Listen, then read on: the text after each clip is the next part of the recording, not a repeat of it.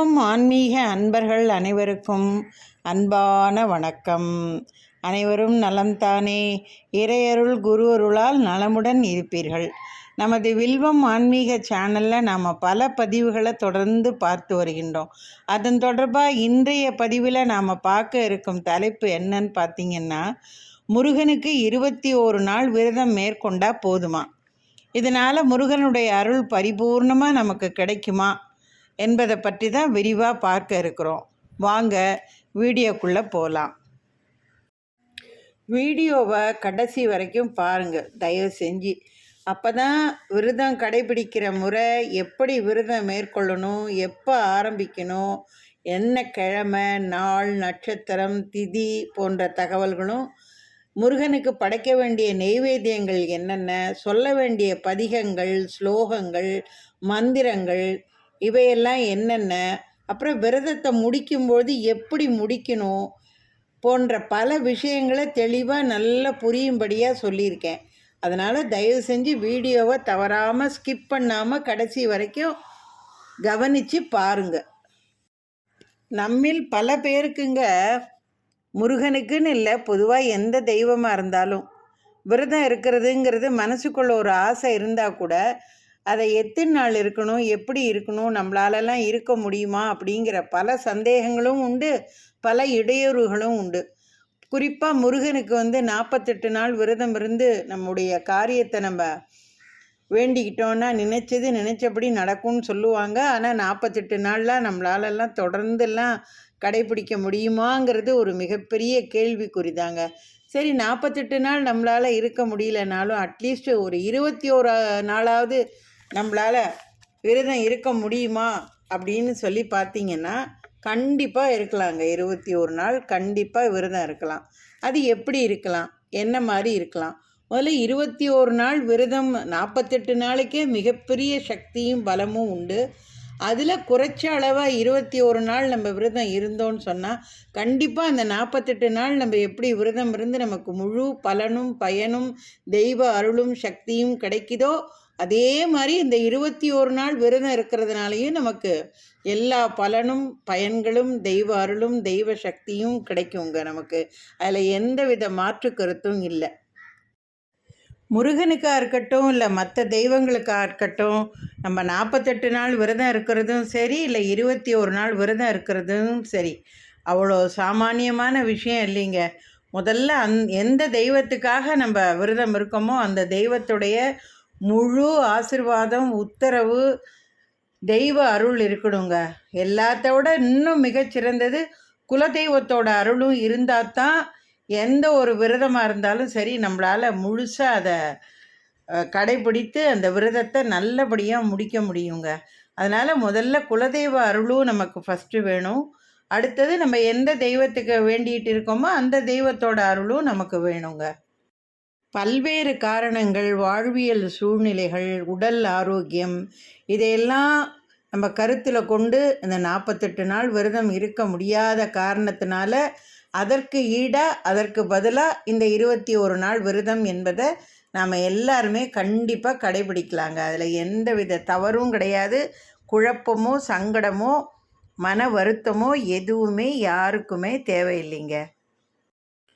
இந்த காணொளி பதிவில் நான் ஆரம்பத்திலேயே சொன்ன மாதிரி 48 நாள் விரதம் இருப்பதற்கான அதற்குண்டான மகத்துவம், தெய்வ அருள், தெய்வ கடாட்சம், பலன், பயன் எத்தனை மகத்துவம் வாய்ந்ததோ அதற்கு சற்றும் குறைவில்லாத ஒரு பயனும் தெய்வ அருளும் மகத்துவமும் இந்த 21 நாள் விரதம் கடைபிடிப்பதற்கும் உண்டுங்க. அதனால் தாராளமாக நம்ம இந்த 21 நாளை நிச்சயமாக நம்மளால் கடைபிடித்து விரதத்தை மேற்கொள்ள முடியுங்க எல்லாராலையுமே. இந்த 21 நாள் விரதம் கடைபிடிப்பதுங்கிறது முருகனுக்கு மட்டுமல்ல, நாம் வணங்கக்கூடிய மற்ற தெய்வங்களான சிவபெருமான், பெருமாள், விநாயகர், அம்மன் போன்ற மற்ற அனைத்து தெய்வங்களுக்கும் இந்த 21 நாள் விரதம் கடைபிடிப்பதுங்கிறது பொருந்துங்க. முதல்ல இந்த 21 நாள் விரதம் இதனுடைய மகிமை என்ன, மகத்துவம் என்ன, எதனால் இந்த 21 நாள் விரதம் என்பது ஏற்படுத்தப்பட்டது அப்படிங்கிறதையும் அதனுடைய சிறப்பையும் ஃபஸ்ட்டு தெரிஞ்சுக்குவோங்க நம்ம. இந்த 21 நாள் எண் மற்றும் விரதம் என்பதுன்னு பார்த்திங்கன்னா, சிவபெருமானை நினைத்து அம்பாள் மேற்கொண்ட கேதார கௌரி விரதம் என்பதை குறிப்பதாகவும் இது அமைஞ்சிருக்குங்க. அதாவது சிவபெருமானோட உடலில் தனக்கும் சரிபாதியாக ஒரு வேணும் அப்படின்னு சொல்லி, அதே சமயத்தில் சிவபெருமானுடைய அருளையும் பெறணும் அப்படின்பதற்காக அம்மன் கேதாரம் என்ற திருத்தலத்தில் 21 நாள் நோன்பிருந்து விரதம் மேற்கொண்டு கடைபிடித்ததன் காரணமாகத்தான் இந்த 21 நாள் விரதம் மேற்கொள்ளும் முறை என்பது தோன்றியது. அதனுடைய சிறப்பும் மிக சிறப்பாக அமையப்பெற்றதுங்க. 21 நாள் என்ற எண்ணில் என்ன ஒரு சிறப்புன்னா, அம்பிகை சிவபெருமானை நினைச்சு 21 நாள் நோன்பிருந்து விரதம் கடைபிடித்து தான் நினைத்ததை நினைத்தபடி சிவபெருமானினுடைய அருளை பெற்றதால் இந்த நாளும் இந்த எண்ணும் மிக மிக சிறப்பானதாக அமையப்பெற்றதுங்க. மேலும் இந்த 21 என்ற எண்ணிற்கு என்ன சிறப்பு அப்படின்னு பார்த்தீங்கன்னா, பொதுவாக நம்ம ஜாதகம்லாம் பார்ப்போம் இல்லையா, அதே மாதிரி எண் கணிதமும் ஒன்று இருக்குங்க. அந்த எண் கணிதப்படி எண்களின் ஆதிக்கத்தின்படி பார்த்தோன்னு சொன்னால் இந்த 21 என்ற எண்ணிற்கு மிக மிக சிறப்பு இருக்குங்க. ஒவ்வொரு எண்ணிற்கும் ஒரு சிறப்பு உண்டுங்க. அதாவது ஒவ்வொரு எண்ணும் ஒவ்வொரு கிரகங்களோடு தொடர்புடையது. அதில் 2 என்றது சந்திரனை குறிக்குங்க. 1 என்பது சூரியன் என்ற கிரகத்தை குறிக்கும். இந்த 2 + 1 இதோட கூட்டல் தொகையை கூட்டினீங்கன்னா 3 வரும். அந்த 3 என்ற எண்ணானது குரு என்ற கிரகத்தை குறிக்குங்க.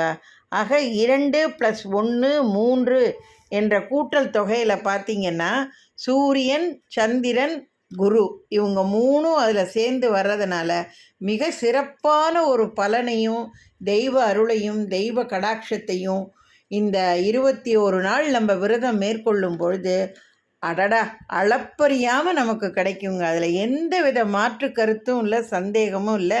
இது உறுதிங்க. இது அடுத்ததுங்க, ஒரு மனிதனுடைய வாழ்க்கையை எடுத்துக்கிட்டிங்கன்னா அவனுடைய வாழ்க்கையில் ஏற்றத்தாழ்வு என்பது மிக மிக இயல்பான ஒரு நிலைங்க. எல்லாருக்கும் ஒரு ப்ளஸ் மைனஸ் ரெண்டுமே இருக்குது. அது எப்படி ஒரு மனிதனுக்கு அந்த மாதிரி அமைஞ்சிருக்கோ அதே மாதிரி சந்திரனுடைய வளர்ச்சியும் பார்த்திங்கன்னா அமாவாசையில் தேய்வதும் பௌர்ணமியில் வளர்வதுமான அந்த ஒரு நிகழ்வை நம்ம காலமாக நம்ம எல்லோரும் பார்த்துக்கிட்டு வர ஒரு இயல்பான நிலைங்க அது. இதே போன்ற ஒரு நிலை தாங்க நம்ம மனித வாழ்க்கையும். இப்போ இந்த மாதிரி ஒரு வளர்வதும் தேய்வதும் ஏற்றமும் தாழ்வும் இருக்கிற ஒரு மனித வாழ்க்கைக்கு மிக மிக முக்கியமான அவசியமான ஒன்று என்னன்னு பார்த்திங்கன்னா, சூரியனை போல் நல்ல பிரகாசமான ஒளிமயமான வாழ்க்கை தரம் இதெல்லாம் அமையிறது தானுங்க ரொம்ப முக்கியமான ஒன்று. அதனால் சந்திரனை போல ஏற்றத்தாழ்வோடு உள்ள நமது வாழ்க்கையானது சூரியனை போல நன்கு பிரகாசமான ஒளிமயமான வாழ்க்கை அமைய வேண்டும்னா இந்த முருகப்பெருமானது 21 நாள் அமைந்த விரதத்தை மேற்கொண்டா முருகப்பெருமான் நமக்கு பிரகாசமான ஒளிமயமான வாழ்க்கை வளத்தை அருளச் செய்வார் என்பது உறுதிங்க. இதில் குருவினுடைய ஆசீர்வாதமும் கிடைக்கப் பெறுவதும் உறுதி. குருவினுடைய ஆதிக்கமும் இதில் கலந்திருப்பதால் நிச்சயமாக நாம் என்ன நினைக்கின்றோமோ நினைத்த காரியம் தடையில்லாமல் நமக்கு கிடைக்கப் பெறுவது குருவினால் உறுதிங்க. எனவே நினைத்த காரியத்தில் வெற்றி பெறுவது என்பது மிகப்பெரிய மகிழ்ச்சி தானேங்க நமக்கு. இப்போ இந்த 21 நாள் விரதம் அதனுடைய சிறப்பு என்ன, பலன் என்ன, பயன் என்ன, அது எதனால் அந்த 21 நாள் விரதம்ங்கிறது உருவானது அப்படிங்கிறத பற்றியெல்லாம் இப்போ நம்ம நல்லாவே தெரிஞ்சுக்கிட்டோம். இப்போ சரி, இப்போ இனிமேல் 21 நாள் விரதம் நம்ம இருக்க போகிறோம். எதுக்காக இருக்க போகிறோம்? நம்மில் எல்லாருக்கும் ஒவ்வொரு பிரார்த்தனைகள், ஒவ்வொரு கோரிக்கைகள், வேண்டுதல்கள் இருக்குது.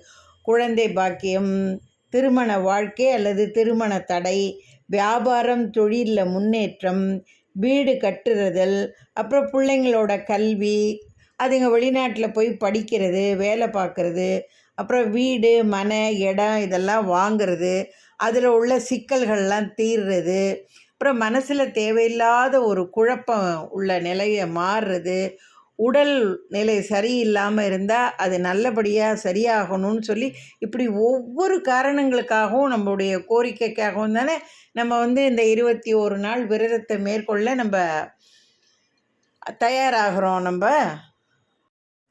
அடுத்ததுங்க, விரதம்னா உடனே அது பெண்கள் தான், ஆண்களுக்கு அது தேவையில்லை அப்படிங்கிற ஒரு எண்ணமும் ஒரு சில பேருக்கு உண்டுங்க. அந்த மாதிரிலாம் நினைக்காதீங்க, எண்ணாதீங்க. ஆண் பெண் 2 பேருமே 48 நாள் விரதமும் சரி, 21 நாள் விரதமும் சரி, தாராளமாக கடைபிடிக்கலாம். என்ன இதில் பெண்களுக்கு ஒரு சங்கடம்? எல்லாருக்கும் தெரிஞ்சது இயற்கையான ஒரு இடர்பாடு, மாதவிடாய். அது ஒன்று தான். அந்த ஒரு காரணத்துக்காக தான் அவங்களால தொடர்ந்து அதை கடைபிடிக்க முடியாமல் ஒரு சூழ்நிலை ஏற்படுது. அதனால் ஆணாக இருந்தாலும் சரி, பெண்ணாக இருந்தாலும் சரி, இந்த 21 நாள் விரத முறையை எப்படியெல்லாம் நீங்கள் ஆரம்பிக்கணும், என்னென்ன கிழமையில் ஆரம்பிக்கணும், என்ன திதியில் ஆரம்பிக்கணும், எப்படி எல்லாம் முறையாக செய்யணும், எந்த தெய்வத்துக்கு நீங்கள் விரதம் இருந்தாலும் பரவாயில்ல. இந்த தலைப்பில் நாம் பார்க்குறது முருகனை பற்றி தான் நம்ம இப்போ பார்க்குறோம். அப்போ முருகனுக்கு எப்படியெல்லாம் நம்ம இந்த 21 நாள் விரத முறையை எப்படி ஆரம்பிக்கணுங்கிறத பற்றியெல்லாம் அடுத்தது நான் தெளிவாக சொல்கிறேன். நல்லா கவனமாக கேட்டுக்கோங்க. இப்போ முருகனை நினச்சி நம்ம இந்த 21 நாள் விரதத்தை மேற்கொள்ள போகிறோம் அப்படின்னு சொல்லி நம்ம தயாராகும் பொழுது, இப்போ முருகனுக்குரிய சிறப்பான நாட்களில் கூட இந்த விரதத்தை நீங்கள் ஆரம்பிக்கலாம். அதற்குண்டான கிழமை அப்படின்னு பார்த்தீங்கன்னா, செவ்வாய்க்கிழமையில் ஆரம்பிக்கலாம், வியாழக்கிழமையில் ஆரம்பிக்கலாம், ஞாயிற்றுக்கிழமையில் ஆரம்பிக்கலாம். இந்த நாட்களில் நல்ல நேரம் எப்போ அப்படிங்கிறத நீங்கள் தினசரி கேலண்டர்லேயும் இருக்கும், பஞ்சாங்கத்துலேயும் இருக்கும். இல்லை உங்கள் அருகாமையில் உள்ள கோயிலில் உள்ள ஐயர் யார்ட்டையா போய் கேட்டிங்கன்னா கூட அன்றைய நாள் எப்போ, நல்ல நேரம் எப்போன்னெல்லாம் சொல்லுவாங்க. அந்த கிழமைகளில், அந்த நாளில், அந்த நேரத்தில் நீங்கள் நல்லபடியாக பூஜையை ஆரம்பிக்கலாம். அடுத்தது திதின்னு பார்த்தீங்கன்னா, முருகனுடைய திதின்னு பார்த்தீங்கன்னா, இப்போ திதியில் ஆரம்பிக்கிறீங்க அப்படின்னா, ஒவ்வொரு மாதமும் வர சஷ்டி திதி முருகனுக்கு ரொம்ப சிறப்பான திதிங்க. அது வளர்பிறை சஷ்டி, தேய்பிறை சஷ்டின்னு சொல்லுவாங்க. சஷ்டியில் விரதம் இருந்தால் அகப்பையில் கரு வளரும்னு ஒரு பழமொழியே சொல்லுவாங்க. அதனால் சஷ்டி திதிங்கிறது மிக மிக உத்தமமான, மிக சிறப்பான ஒரு திதிங்க முருகனுடைய திதி. அதுவும் ஒரு நல்ல காரியத்தை ஒன்று நீங்கள் ஆரம்பிக்கிறீங்க அப்படின்னா, அந்த வளர்பிறை சஷ்டியில் பிரதி மாதம் வர வளர்பிறை சஷ்டியில் நீங்கள் ஆரம்பிச்சிங்கன்னு சொன்னால், நீங்கள் நினச்ச காரியம் 100 என்னங்க 200% வெற்றி ஜெயந்தாங்க. எழுதி வச்சுக்கோங்க நீங்கள். அடுத்தது பார்த்திங்கன்னா, முருகனுடைய நட்சத்திரம். முருகனுடைய நட்சத்திரம்லாம் என்ன? விசாகம், பூசம், கார்த்திகை, இதெல்லாம் முருகனுடைய நட்சத்திரம். இந்த நட்சத்திரத்தில் கூட நீங்கள் ஆரம்பிக்கலாம். அது வளர்பிறையில் வர சமயத்தில் வர இந்த நட்சத்திரங்கள்லாம் எப்போ வருதோ அதில் என்ன ஆரம்பிச்சிங்கன்னா இன்னும் சிறப்பானதாக இருக்கும் உங்களுக்கு. அடுத்ததாக பார்த்திங்கன்னா, விரதம் ஆரம்பிக்கிறதுக்கு முன்னாடி உங்கள் வீட்டுக்கு அருகில் உள்ள எந்த கோவிலாக இருந்தாலும் சரிங்க, அந்த கோயிலில் ஒரு முருகன் சன்னதி இருக்கும் இல்லையா, அந்த முருகன் சன்னதியில் போய் ஒரு சின்ன அகல் விளக்கில் நெய் தீபம் ஏற்றி ஃபஸ்ட்டு முருகன்கிட்ட போய் சங்கல்பம் பண்ணிட்டு வாங்க. என்ன சங்கல்பம் பண்ணணும்? நம்ம என்ன காரியத்துக்காக நம்ம விரதத்தை ஆரம்பிக்கிறோமோ அந்த காரியம், நான் நினைத்த காரியம் நினைத்தபடி நல்லபடியாக வெற்றியாக ஜெயமாக முடிய எல்லா வகையிலும் எனக்கு நீ ஆசீர்வதித்து அனுக்கிரகம் பண்ணி எனக்கு உத்தரவு கொடுத்து என்னோடய பூஜையை நல்லபடியாக முடிய எனக்கு ஆசீர்வதிக்கணும்ப்பா முருகா அப்படின்னு போய் மனசார நம்பிக்கையோட, பயபக்தியோட, உண்மையாக முதல்ல போய் முருகனை வேண்டிக்கிட்டு அப்புறமா வீட்டுக்கு நீங்கள் விரதத்தை ஆரம்பிங்க. விரதம் ஆரம்பிக்கிறதுக்கு முன்னாடி இன்னொரு 2 விஷயத்தை நீங்கள் முக்கியமாக செஞ்சுட்டு தான் அப்புறம் விரதம் ஆரம்பிக்கணும். அது என்னன்னு உங்களுக்கே தெரியும். எதுவுமே முதல்ல ஒரு காரியம் தொடங்கும்பொழுது நம்ம என்ன, விநாயகருக்கு தானே நம்ம எல்லாம் கொட்டிக்கிட்டு அப்பா நல்லபடியாக எல்லாம் நடக்கணும், காரியங்களை விக்னம் இல்லாமல் நல்லபடியாக முடிச்சு கொடுன்னு சொல்லி விநாயகரை வேண்டும் இல்லையா. அதனால் ஃபஸ்ட்டு விநாயகருக்கு ஃபஸ்ட்டு ஒரு அப்ளிகேஷன் போடுங்க. அடுத்தது நம்முடைய குலதெய்வம், அந்த குலதெய்வத்துக்கிட்டேயும் நம்ம மனசார வேண்டிக்கணும். அப்பா தெய்வமே, என்னுடைய இந்த விரதத்தையும் இந்த பூஜையும் எனக்காக நீ போய் முருகன்கிட்ட போய் பரிந்துரை பண்ணி என்னுடைய இந்த காரியங்கள் நல்லபடியாக முடிய எனக்கு அருள் புரியணும்ப்பான்னு சொல்லி குலதெய்வத்தையும் வேண்டிக்கணும். ஃபஸ்ட்டு விநாயகரை வேண்டிக்கணும், அடுத்தது குலதெய்வத்தை வேண்டிக்கணும், அடுத்தது 3வதாக தான் நீங்கள் வந்து யாருக்கு விரதம் இருக்கமோ அந்த தெய்வத்துக்கிட்ட நம்ம சங்கல்பம் பண்ணி விரதத்தை ஆரம்பிக்கணுங்க. இது ரொம்ப முக்கியமான ஒரு விஷயம். அதை முதல்ல கரெக்டாக செஞ்சுட்டு அடுத்தது நீங்கள் விரதத்தை ஆரம்பிங்க. அடுத்தது நீங்கள் விரதத்தை எங்கே ஆரம்பிப்பீங்க? நம்ம அவங்கவுங்க வீட்டு பூஜை அறையில் தானே எல்லாம் நீங்கள் விரதத்தையே ஆரம்பிப்பீங்க. அப்போ என்ன செய்யணும்?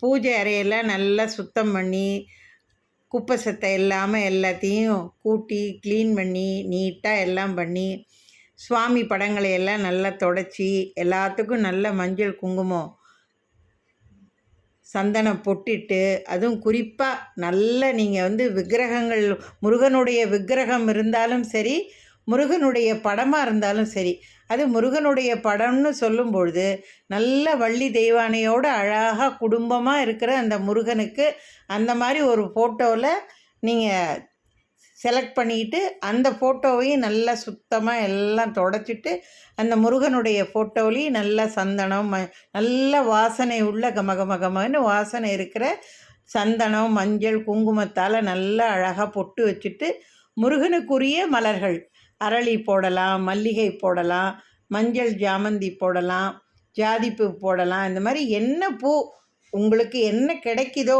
உங்களால் எது முடியுமோ, நீங்கள் விரதத்தை 21 நாளும் மேற்கொள்ளும் பொழுது ஒவ்வொரு நாளும் நீங்கள் பூ போடணும் இல்லையா? அதனால் அன்னன்னைக்கு என்ன பூ உங்களுக்கு கிடைக்குதோ அந்த பூக்களில், நான் சொன்ன இந்த பூக்களில் எது கிடைச்சாலும் சரி, அந்த பூவை வாங்கி அழகாக முருகனுக்கு மாலையாக சூட்டி பூஜை ஆரம்பிங்க. அடுத்ததாக இப்போ முருகனுக்கு விரதம் இருக்க போகிறோன்னு முடிவு பண்ணி எல்லாம் வீடு வாசல்லாம் சுத்தம் பண்ணி, பூஜை அறையெல்லாம் சுத்தம் பண்ணி, அழகாக ஒரு ஃபோட்டோவை நம்ம செலக்ட் பண்ணி எல்லா ஆயத்த வேலையை நம்ம ரெடி பண்ணி விரதத்தை ஆரம்பிக்க போகிறோம். இப்போ இந்த இடத்துல விரதத்தை நீங்கள் எப்படி இருக்க போகிறீங்க? 21 நாளும் பட்னி இருக்க முடியுமா நம்மளால்? 3 வேளையும் இருக்க முடியாது. ஏதாவது ஒரு வேளையை நம்ம வந்து பட்டினியாக இருந்து விரதம் மேற்கொள்கிறதுங்கிறத நம்ம கடைப்பிடிக்கணும். அது எந்த நேரம் நம்ம வந்து காலையிலையா, இல்லை மத்தியானமா, இல்லை இரவா, எந்த நேரங்கிறத நம்ம செலக்ட் பண்ணிக்கணும். பொதுவாக காலையில் பட்னியாக இருக்கிறதும் இரவு பட்னியாக இருக்கிறதும் நம்மளால் சமாளிக்க முடியும். மத்தியான வேளையில் நம்ம உணவு அருந்தாமல் நம்ம விரதம் கடைப்பிடிக்கிறதுங்கிறது யாராலையுமே முடியாத ஒரு காரியம் அது. அதனால் நீங்கள் இதில் எந்த வேளையில் நீங்கள் வந்து உணவு அருந்தாமல் பட்டினியாக இருந்து விரதத்தை மேற்கொள்ள போகிறீங்க அப்படிங்கிறத நீங்கள் தான் 100% முடிவு செஞ்சுக்கணும். இதில் உடல் ஆரோக்கியம் இல்லாமலும் இருக்கலாம், வயசானவங்க இருக்கலாம், யார் வேணாலும் இருக்கலாம். அதனால் உங்களால் என்ன முடியும், அந்த 21 நாளும் முதல் நாள்லேருந்து 21 நாள் விரதம் முடிக்கிற வரைக்கும் தினமும் உங்களால் என்ன முடியுங்கிறத முதல்லையே நீங்கள் மனசில் சங்கல்பம் பண்ணிக்கிட்டு அதுக்கு தகுந்த மாதிரி நீங்கள் விரதத்தை கடைபிடிக்க ஆரம்பிங்க. அடுத்ததாக விரத காலத்தில் கண்டிப்பாக அசைவ உணவை நீங்கள் சாப்பிடவே கூடாது, அதை முற்றிலும் தவிர்த்திடணும். அடுத்தது இல்லற வாழ்க்கையிலையும் நம்ம வந்து ஈடுபடக்கூடாது. இது ரெண்டையும் நீங்கள் ரொம்ப குறிப்பாக கவனத்தில் வச்சுக்கிட்டு விரதத்தை கடைபிடிக்கணும் நீங்கள். அடுத்ததாக பார்த்திங்கன்னா, விரத காலத்தில் காலையில் சாயந்தரம் 2 வேளையும் நீங்கள் குளிக்கணும். குளிச்சுட்டு முருகனுக்கு காலையிலையும் சரி சாயந்தரமும் சரி ஒரு அகல் விளக்கில் நெய் தீபம் தினமும் ஏற்றணும். நீங்கள் என்னம்மா காலையில் தான் குளித்தோம், சாயந்தரமும் குளிக்கணுமாம்மா அப்படின்னெல்லாம் ஒரு கேள்வி உங்கள் மனசில் தோணும்.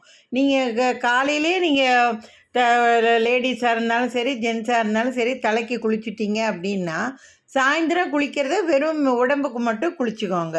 அந்த மாதிரி ஆனால் 2 வேளையும் குளிச்சுட்டு நீங்கள் விரதம் கடைப்பிடிச்சிங்கன்னு சொன்னாதான் அதனுடைய முழு பலனும் உங்களுக்கு கிடைக்கும். அது குறிப்பாக ஒரு சின்ன அகல் விளக்கில் நெய் தீபம் ஏற்றி காலையிலையும் சரி சாயந்தரமும் சரி முருகனுக்கு ஏதாவது ஒரு நெய்வேத்தியம் உங்களால் முடிஞ்சது, பாலை காய்ச்சி அதில் தேன் கலந்து ஒரு சொட்டு நெய் கலந்து பச்சை கற்பூரம் ஏலக்காய் தூள் இதெல்லாம் கலந்தும் கூட நீங்கள் சுவாமிக்கு தினமும் காலையிலையும் சரி சாயந்தரமும் சரி அதை நெய்வேத்தியமாக நீங்கள் முருகனுக்கு படைச்சிட்டு அதை நீங்களே அந்த விரதம் மேற்கொள்கிறதுனால அந்த பால் தேன் கலந்த அந்த நெய்வேத்தியத்தை நீங்களே சாப்பிட்லாம். அதில் எந்த வித தப்பும் கிடையாது.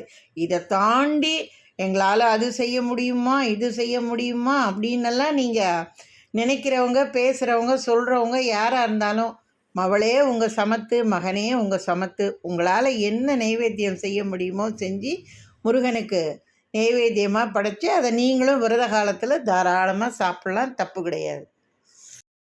இப்போ அடுத்ததாக முருகனை நோக்கி நம்ம விரதம் இருக்கும்பொழுது முதல் நாள்லேருந்து 21 நாள் வரைக்கும் தினமும் காலையிலையும் மாலையிலையும் சரி முருகனுடைய பதிகங்கள், பாராயணங்கள், ஸ்லோகங்கள், மந்திரங்கள் என்னென்ன இருக்கோ எதை வேணாலும் உங்களுக்கு எது நல்லா தெரியுமோ, எது நல்லா சொல்ல தெரியுமோ, தெரிஞ்ச மந்திரங்களையும் பாராயணங்களையும் தவறாமல் நீங்கள் முருகனுக்கு முன்னாடி நீங்கள் தினமும் படிக்கணுங்க. நீங்கள் இப்போ கல்யாணத்துக்காக நீங்கள் இப்போ உங்கள் பொண்ணுக்கோ பையனுக்கோ நல்லபடியாக திருமணம் நடக்கணுமா அப்படின்னு தாய் தந்தையர் விரதம் இருந்தாலும் சரி, இல்லை திருமணம் ஆக போகிற பெண்ணாக இருந்தாலும் சரி, பையனாக இருந்தாலும் சரி, யார் நீங்கள் விரதம் இருக்கீங்களோ அந்த விரதம் இருக்கிறவங்க திருச்செந்தூர் திருப்புகழ் விரல் மாறணைந்து மலர்வாளி சிந்த என்று தொடங்குதில்ல ஒரு பாட்டு,